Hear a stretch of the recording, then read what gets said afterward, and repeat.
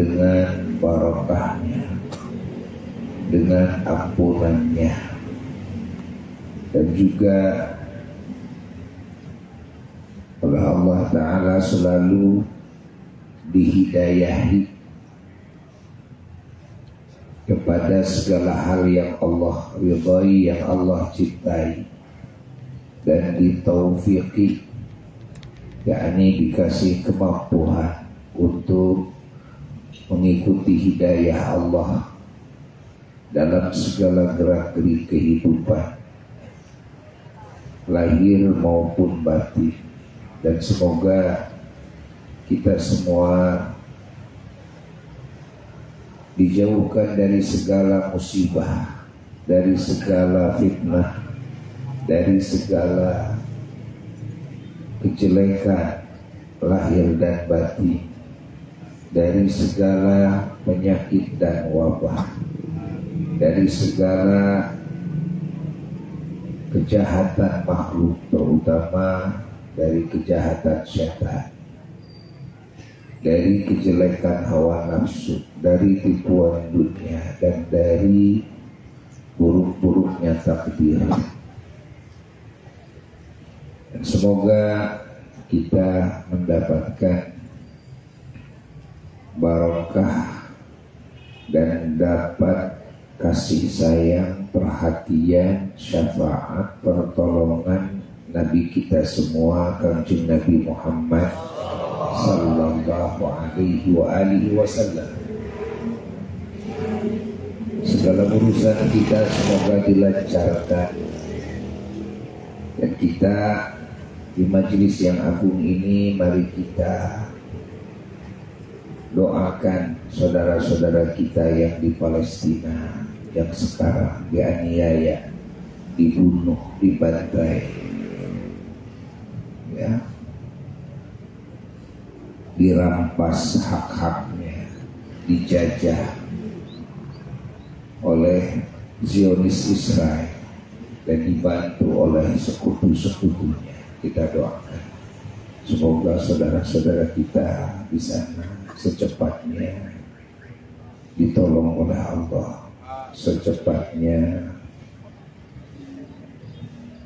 dimerdekakan oleh Allah, yang wafatnya dikasih pangkat syahid, yang lukanya, yang sakitnya secepatnya disembuhkan kembali, segala kerugiannya diganti dengan yang lebih bagus, lebih halal, lebih barokah, lebih berlimpah ruah.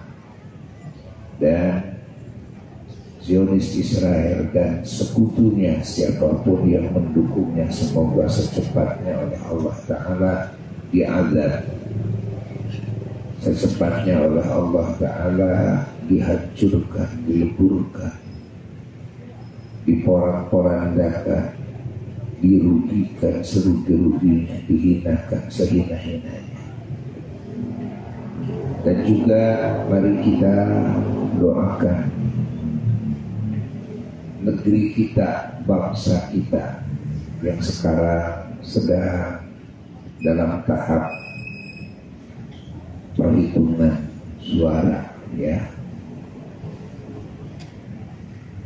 Kita berdoa semoga Indonesia tetap damai, tetap aman, tentram, dan semoga melahirkan pemimpin yang amanah, yang adil, yang betul-betul berpihak kepada kebutuhan dan keinginan rakyat, dan juga pemimpin-pemimpin yang soleh, yang berakhlak mulia, pemimpin-pemimpin yang dihidayahi oleh Allah, ditaufiki oleh Allah kepada segala hal yang Allah ridhai,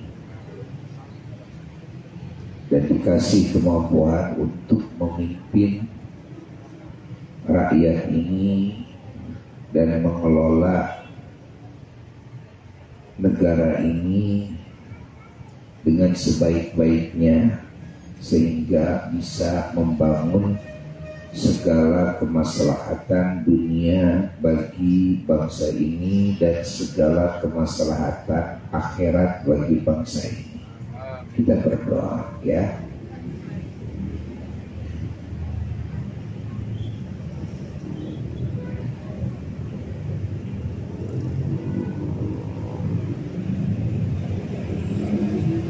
Dengan keagungan junjungan alam Sayyidina wa Maulana Muhammad sallallahu alaihi wasallam wa ila hadratin Nabi sallallahu alaihi wasallam. Al-Fatihah.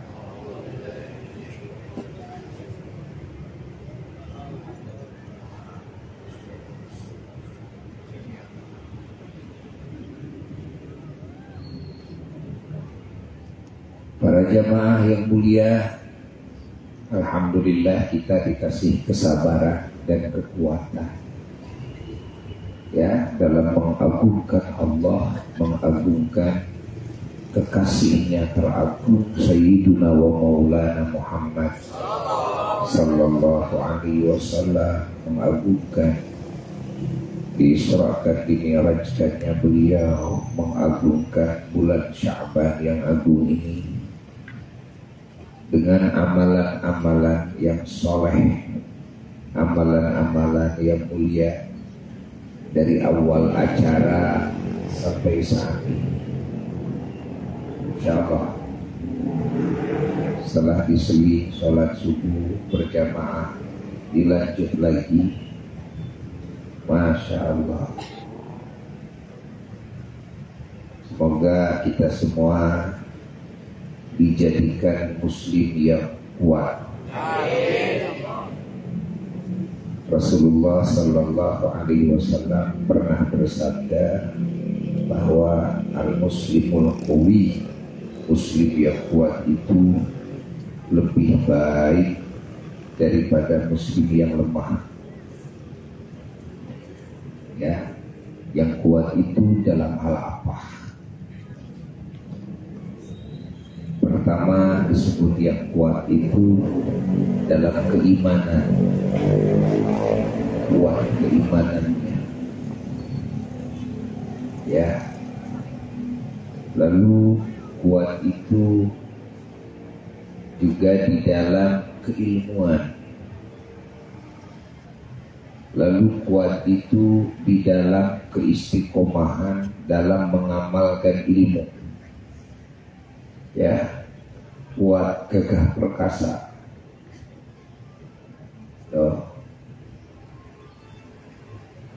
Sehingga sholatnya banyak, saumnya sering, ini kuat ini, baca Qur'annya banyak, zikirnya banyak, wirid sholawatnya banyak, hadirnya di majelis ilmu sering, lama lagi, juga kuat menghafalnya, kuat memahaminya, kuat, Masya Allah.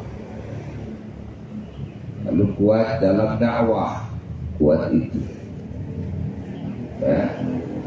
Karena kalau kiai, kalau ustaz, kalau dai gampang masuk angin ya, gampang membleh, itu berpengaruh itu kepada pembinaan umat, berpengaruh kepada kecerdasan umat, sangat-sangat berpengaruh.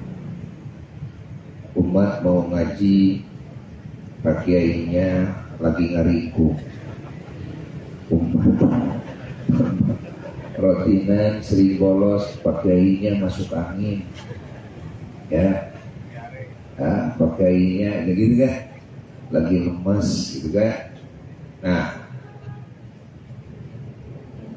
jadi dakwah juga perlu kuat ya. Maka disebut oleh para ulama dulu itu gawis syaja'ah. Apa gawis syaja'ah itu? Memiliki kegagahan, memiliki kekuatan ya, kuat segalanya yang tadi disebutkan. Atau fisiknya kuat, mentalnya kuat, ya. Jadi fisiknya kuat, mentalnya kuat, otaknya kuat, daya hafalnya kuat, ya. Pemahamannya kuat, amalnya kuat, jadi gagah. Gagah. Ada orang yang dibawa futsal gagah, tapi dibawa sholat memble. Itu mah kebanyakan, ya. Kebanyakan bawa badminton kuat, lari pagi bisa 10 kilo, bawa sholat duha memble gitu ya. Baca Quran habis 10 lembar, bawa baca Quran memble gitu kan. Juga hadir di tempat nonton, wah 3 jam 4 jam, tempat ngobrol, tempat gaple, majelis catur, wah. Tapi di bawah di majelis ilmu memble gitu kan. Nah, kita harus jadi muslim yang kuat, yang gagah. Karena muslim yang gagah itu jauh lebih baik daripada yang lemah. Lalu kekuatan itu juga dalam hal apa? Ya, kekuatan itu juga di dalam ekonomi. Ekonominya harus kuat, karena di dalam ibadah tetap kita memerlukan faktor penyebab kehidupan, faktor penyebab kekuatan, faktor penyebab kesehatan, gitu kan? Dan juga membutuhkan sarana prasarana, membutuhkan pelantara di dalam beribadah begitu. Ya, kita mau rajin hadir dalam majelis ilmu, yang dekat yang jauh ingin bisa kekejar, perlu duit, perlu kendaraan, ya. Karena perlu kuat ekonominya, perlu kuat ekonominya. Insyaallah kita mau bangun masjid, mau bangun pesantren, apalagi mau pesantrennya mau bangun banyak. Nah, kita perlu dakwah lebih luas lagi, perlu dana lagi, maka perlu kuat perekonomiannya.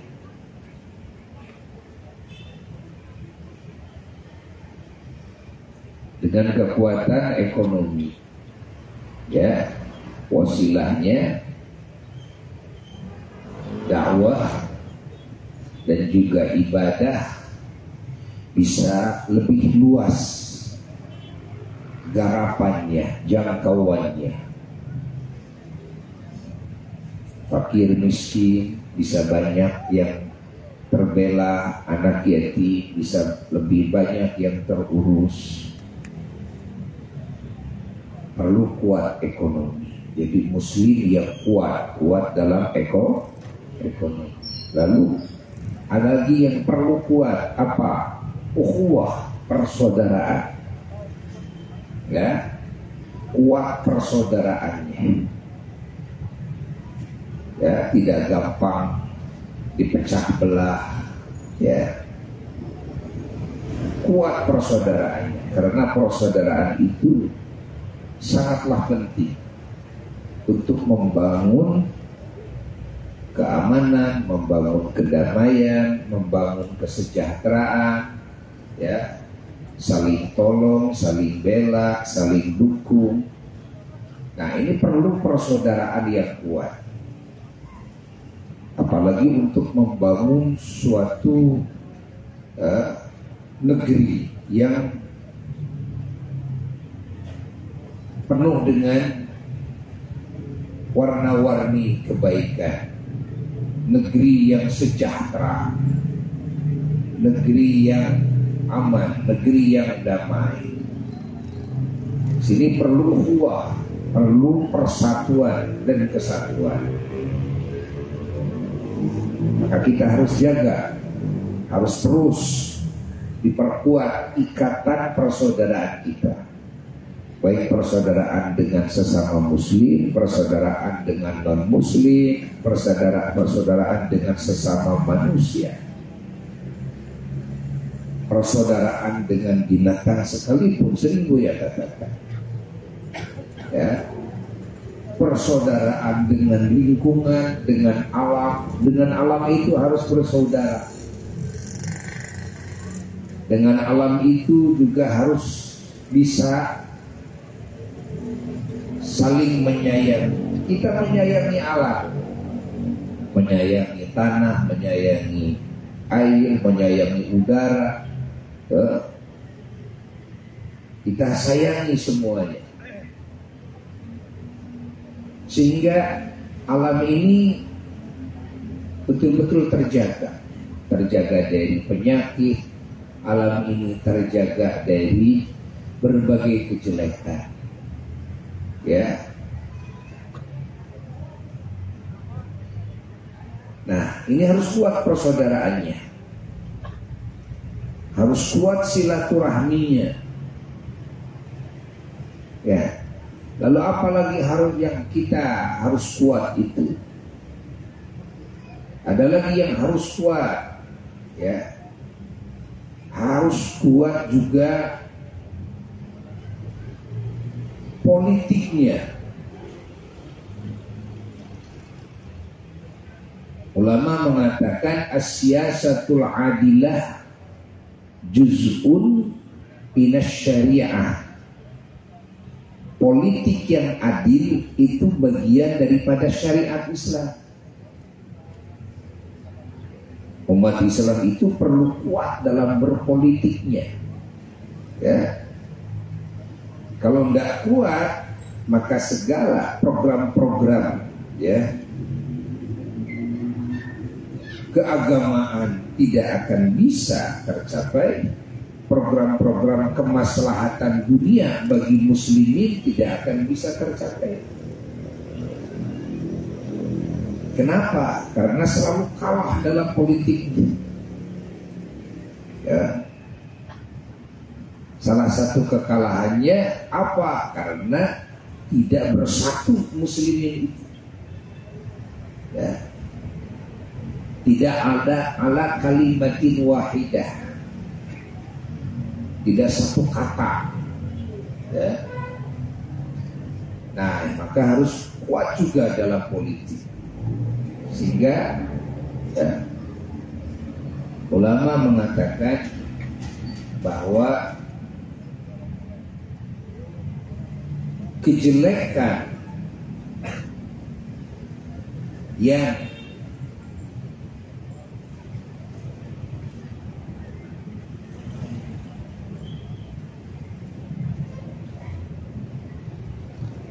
menggunakan nizam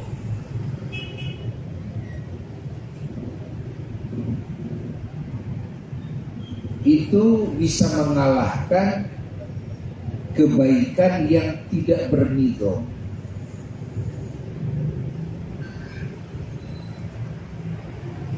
Yakni kejelekan yang memakai struktur yang rapi itu bisa mengalahkan kebaikan yang tidak memakai struktur yang rapi.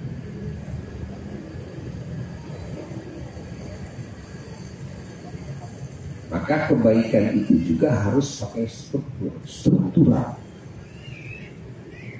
Bikin pesantren, ya, bikin sistem dakwah, bikin sistem belajar mengajar, itu harus struktural. Memakai struktur agar tidak terkalahkan dengan kejelekan-kejelekan, kemungkaran-kemungkaran yang memakai struktur. Karena sekarang, ya, kemungkaran itu Masya Allah, ya, struktural itu. Maka kebaikan juga harus begitu.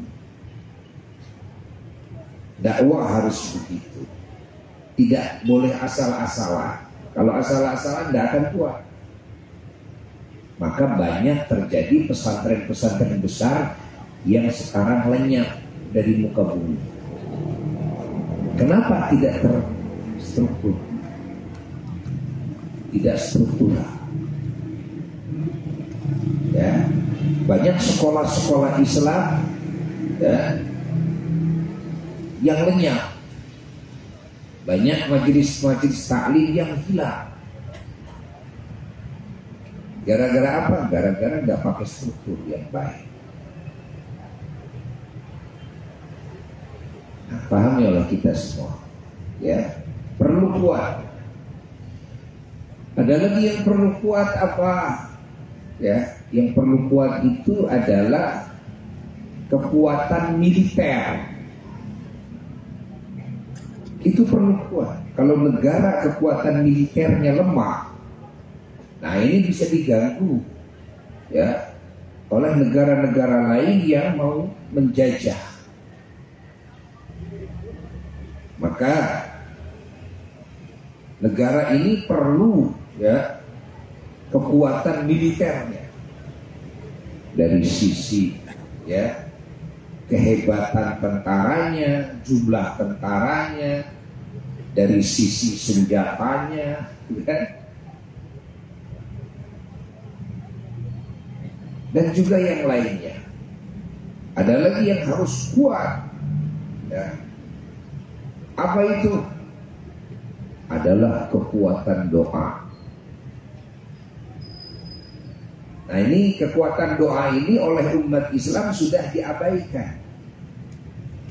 Kalau dulu zaman para rasul, terkhusus junjungan alam Kanjeng Nabi Muhammad sallallahu alaihi wasallam, para sahabat itu salah satu pelajaran yang Nabi ajarkan adalah riyadhah doa. Bagaimana doa-doa itu agar diijabah, agar seciduh betul seucapnya diajarkan oleh Kanjeng Nabi. Sehingga para sahabat Nabi itu mustajab doa. Para tabi'in juga diajarkan oleh sahabat ya. Sehingga para tabi'in mustajab doanya. Tabi'in begitu. Para wali songo yang masuk ke Indonesia begitu hebat doanya. Lalu ya mengajarkan tarbiyah riyadhah doa kepada murid-muridnya sampai leluhur kita, zaman kakek kita, buyut kita masih banyak orang-orang yang mustajab doa.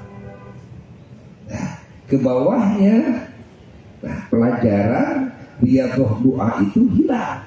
Hatta di pesantren-pesantren bukan tidak ada doanya, riyadhahnya. Ya, doanya masih tetap banyak. Buku-buku doanya masih lengkap, tapi riyadhahnya nggak ada. Santri belajar ngaji, gitu kan? Belajar kitab, belajar keilmuan. Ya. Doa dibaca, dihafal, tapi riyadhahnya nggak ada. Jadi hanya bisa baca kitab, bisa dakwah, tapi doanya tidak mustajab. Kalau dulu leluhur kita sedang di pesantren juga, masih jadi santri juga, sudah pada mustajab doanya santri itu, sehingga turun ke masyarakat itu betul-betul menjadi rujukan ya masyarakat, menjadi solusi bagi segala permasalahan masyarakat. Bahkan raja-raja datang dulu bahkan gitu kan, minta doa. Kenapa? Tahu doa-doanya mustajab. Nah, sampai-sampai kemustajaban doa bangsa Indonesia itu ya itu masyhur ke seluruh penjuru dunia. Belanda mengakui kehebatan bangsa Indonesia itu ya dengan mustajab doanya. Sehingga banyak ya, yang ditemukan oleh Belanda, mereka menyaksikannya ketika mereka menjajah bangsa Indonesia yang diserang ya, oleh Belanda, pelurunya menghilang, pasukan mereka malah bisa lumpuh, juga. Padahal yang mau ditangkap cuma satu orang. Dulu Eyang Dalam Ibrahim Cipati radhiyallahu ta'ala anhu diangkat menjadi dalam oleh pemerintah Belanda. Tidak mau. Beliau tidak mau. Dianggap subversif, menentang pemerintah Belanda, mau dipenjarakan. Maka datanglah pasukan tentara Belanda ke Cipati. Sampai batas Cipati kesemutan kakinya semuanya, gak bisa masuk. Mau nangkep satu orang ya, ratusan tentara gak bisa masuk, kesemutan. Kembali lagi lapor kepada jenderalnya, lalu dikerahkanlah pasukan kuda. Begitu sampai batas Cipati, kudanya edan semua. Nah, kudanya edan semua. Akhirnya kocar kacir lari. Ini mau nangkep seorang gak bisa. Hebat. Dulu ayahnya ama Eyang Cibaguyut ya, Syaifus Suyuh, yaitu Mbah Antapani, ketika ditangkap sama Belanda, dipenjarakan di Samoga. Begitu dipenjarakan, masuk, waktu sholat gak ada di dalam penjara, kayak Nusa Kambangan gitu kan. Wah, cari, ini kan dikunci penjara. Sampai ke kampung-kampung dicari, ada masjid di situ, sedang sholat di dalam masjid. Wah, tungguin, salam-salam, ya. Sudah hilang lagi dari masjid, sudah ada lagi di dalam penjara. Ya. Tiap waktu sholat nggak ada di penjara. Ya. Akhirnya ya dibiarkan aja.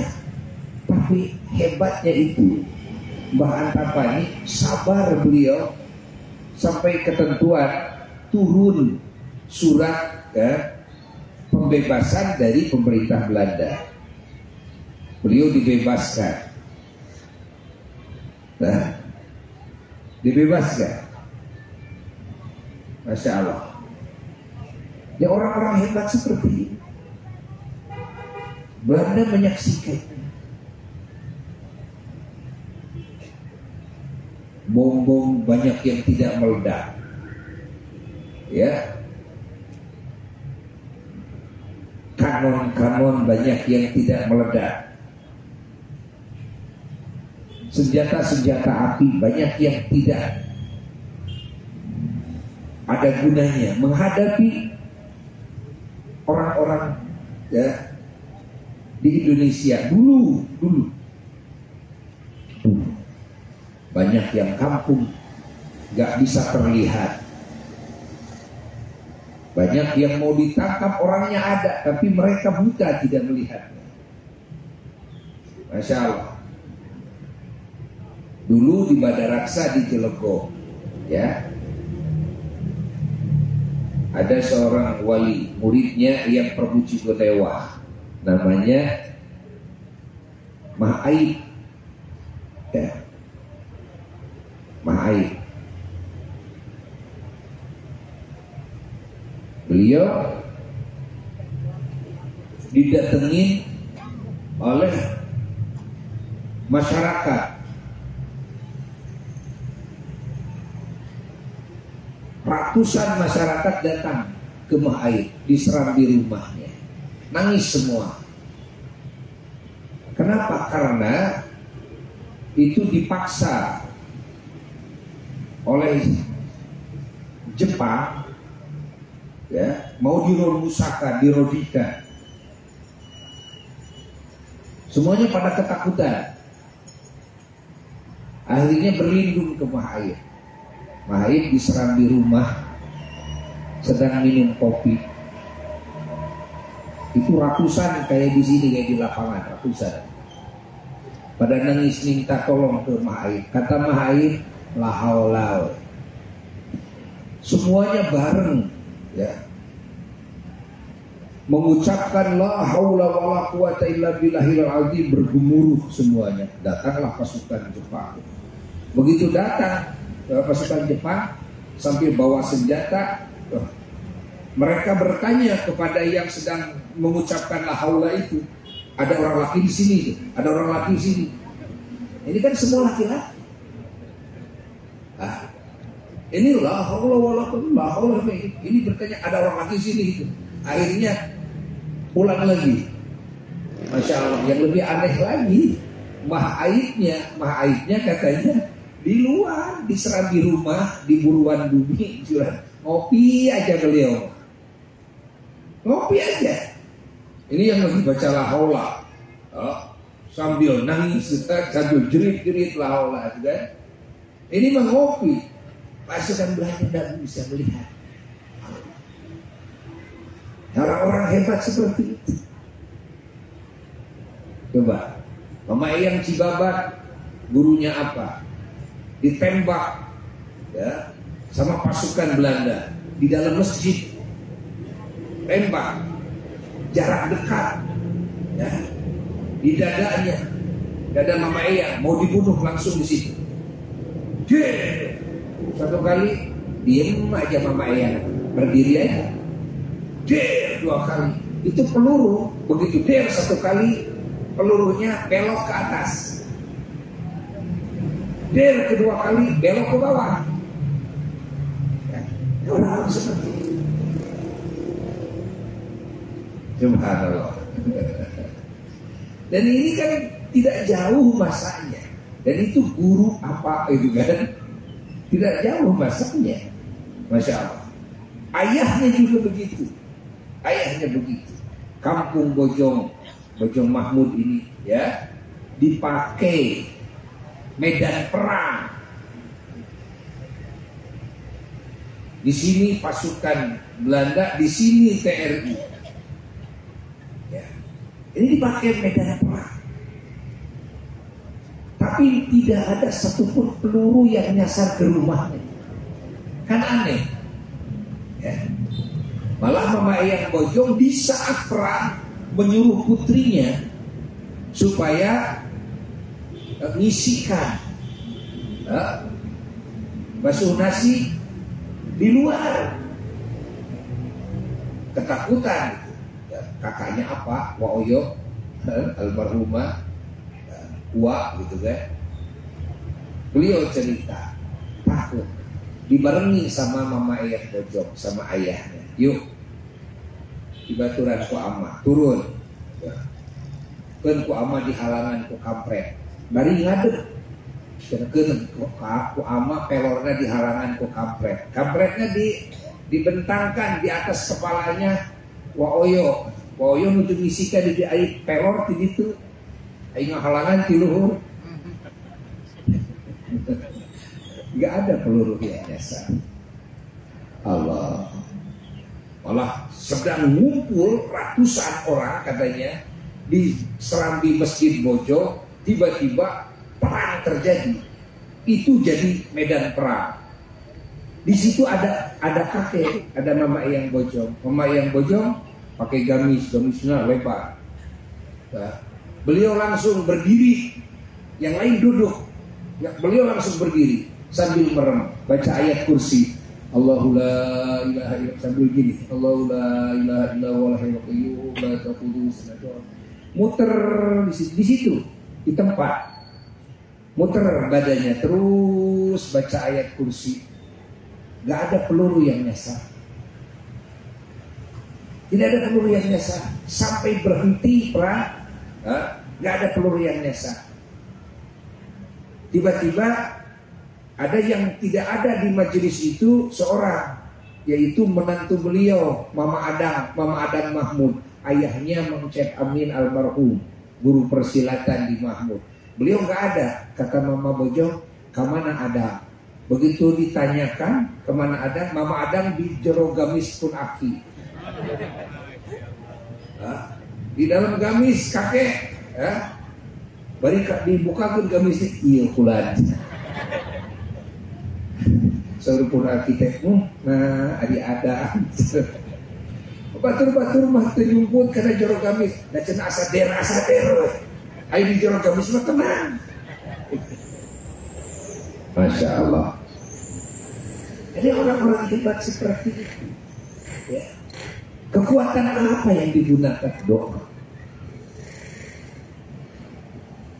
Ya, kekuatan doa. Pesantren Mama Eyang Cibaduyut dibom dari pesawat, burusutkeun bom. Tidak ada yang meledak satupun. Beres berhenti penyerbuan, Mama Cibaduyut turun dari rumah katanya. Ya, lalu ngambil ember biasa buat kasih makan ikan. Ya, lalu nyuruh santri kumpulin bom semuanya. Dikumpulin bom, ditumpukin. Nah, terus ini bom aktif semua. Beliau ngambil air dari kolam. Lalu dibacain doa itu, air di ember itu.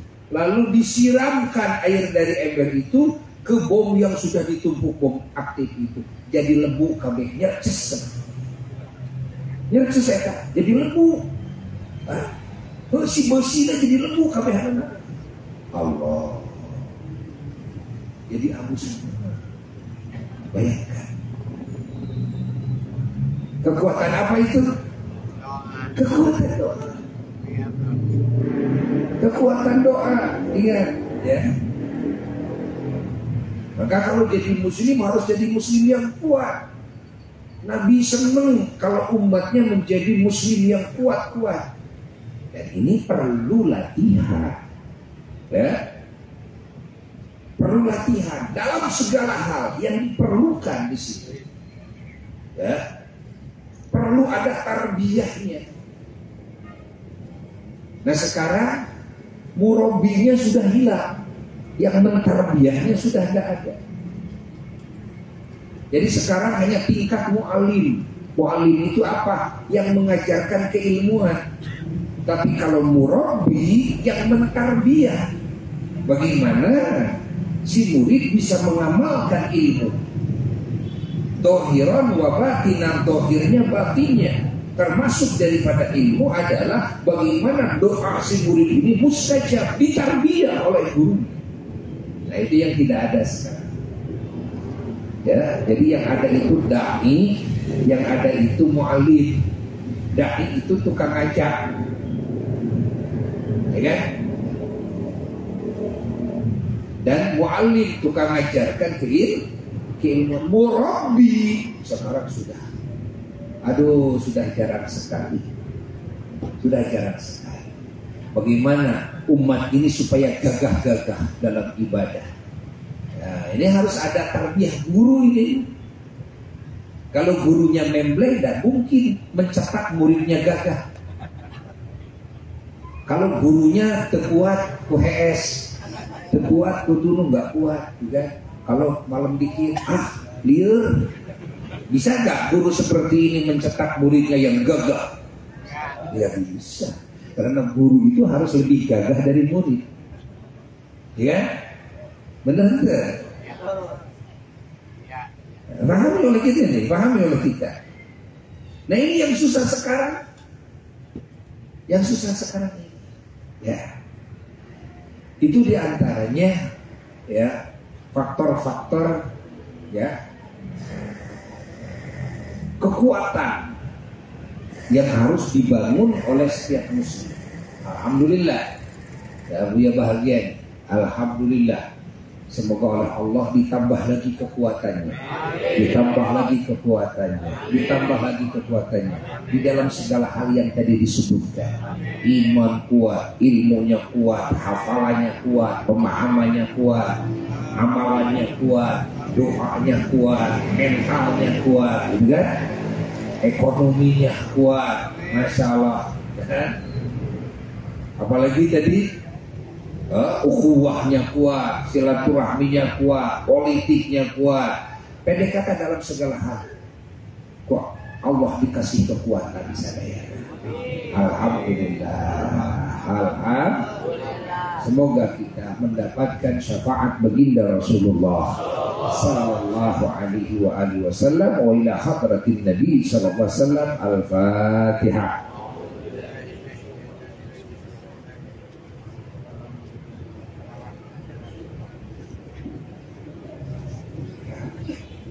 Nah, dicukupkan sekian ya. Dan hari ini ya ada acara Rojaban Akbar di Makom Pemirsa Apa di Cilegon jam 8. Siap? Iyalah. Bener, tadi itu kumaha kira lah. Tong direncanakeun HS mah. Kumaha kira HS gitu kan. Di mana we nyang saya gitu lah. Nah, bismillah, siap. Gitu. Bismillah. Ade ulah agak lehe dina kasur di imah kade. Siap gitu kan. Masya Allah.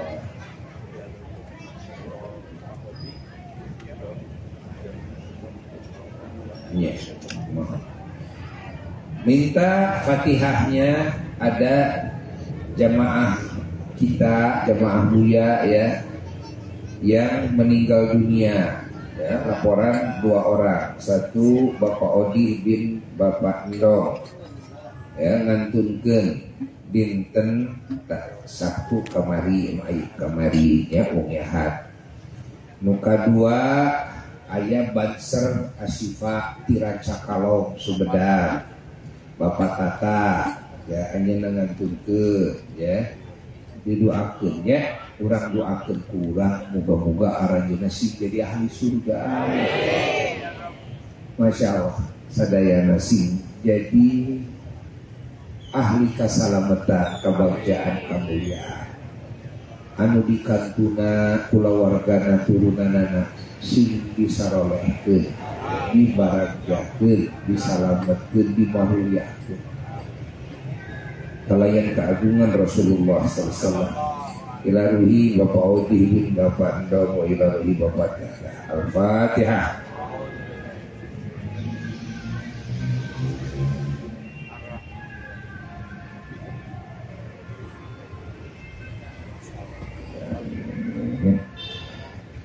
Sakitu nukabihatur. Wassalamualaikum warahmatullahi wabarakatuh.